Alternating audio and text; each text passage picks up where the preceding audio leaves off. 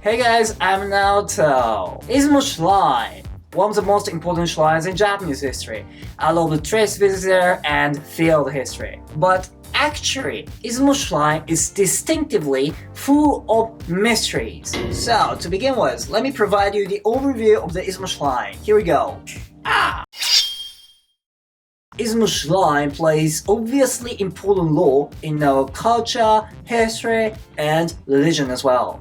The importance of the shrine can be seen from the word Kannnazuki. Kannnazuki. It's about our way for counting months. At present day, we count months along the way of Arabic numerals. But in the past, we've counted numbers in completely different way. Firstly, Mutsuki, then comes Kisaragi. Other terms follows subsequently, and Kannnazuki, which I mentioned just before, comes on 10th, namely October. As for the meaning of the word Kannnazuki, the word consists of 3 letters, Kannnazuki, which means God no month. God no month. There is no God. What? What are you talking about? Behind this strange expression, there is a folklore, according to which all the gods in Japan get gathered every year without fail in October at Izumo Shrine. It is said millions of gods in Japan come to Izumo in order to discuss how the people's destiny should be. That's why Izumo Shrine is a shrine for good relationship. Whereas October is called Kannnazuki, at Izumo it is called Kami-Arizuki instead, which means God exists month. There are gods. Now you can guess the reason for that. At Izumo Shrine, you can see the big whatchamacallit on the floor. This is the first mystery. Actually, it's a big pillar in ancient time, which consists of 3 parts. Today's Izumo Shrine's building is not so big because it has been restored many times, but you can imagine how gigantic it was. Unbelievable. There is a museum beside the shrine, and there you can see a part of authentic pillar, which was excavated about 20 years ago. It turned out that this pillar had been supported the building in 13th century. 13th century? Wow! Izumo Shrine comes from the Shintoism. In Shintoism, the way to worship is standardized. 2 times bow down, 2 hand claps, then worship, and 1 more bow again. This is a standard. However, at the Izumo Shrine, it's completely different. 2 times bow, this is the same, and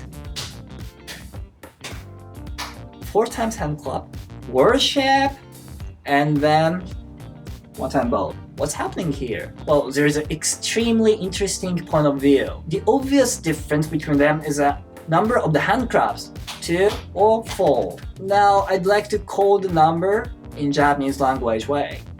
2 is ni, 4 is either 4 or shi.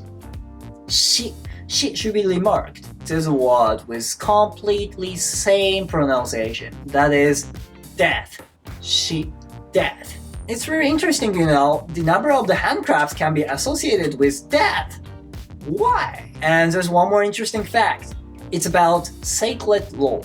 Sacred rope itself indicates the sanctuary, the boundary between the sanctuary and the real world. It is probably hard to distinguish, but there is a standard from which way to tie up the rope. Typically, the thick part of the rope with which you can start to tie up comes to the right side, but in contrast at Izumo Shrine, it comes on the exact opposite side. When it comes to death or funeral custom, we basically change the direction of the things on opposite side. So the sacred rope at Izumo can be regarded to indicate death as well. But now we are facing a critical question. Why on earth death is evoked in such many ways at the shrine? The secret lies in ancient times. We have to refer to the myth in Japan. According to a myth, the land of Japan was governed and developed by a god called Okuninushi.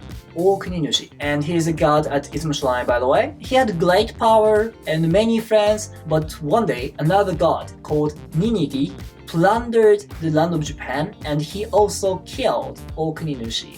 Whereas Okuninushi was killed, but the emotion of anger of Okuninushi remained in the real world. And his anger was unbelievably tremendous. So the Ninigi and the people, probably I should say the people at the winner side, feared so much. So in order to calm his anger down, Izumo Shrine was constructed.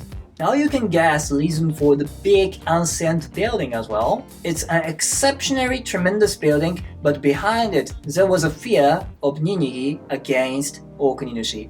And it is also understandable why Izumo Shrine represents death. So how was today's episode? Leave your comment below, press like button, and subscribe the channel. See you next time. Thank you. ありがとうございました。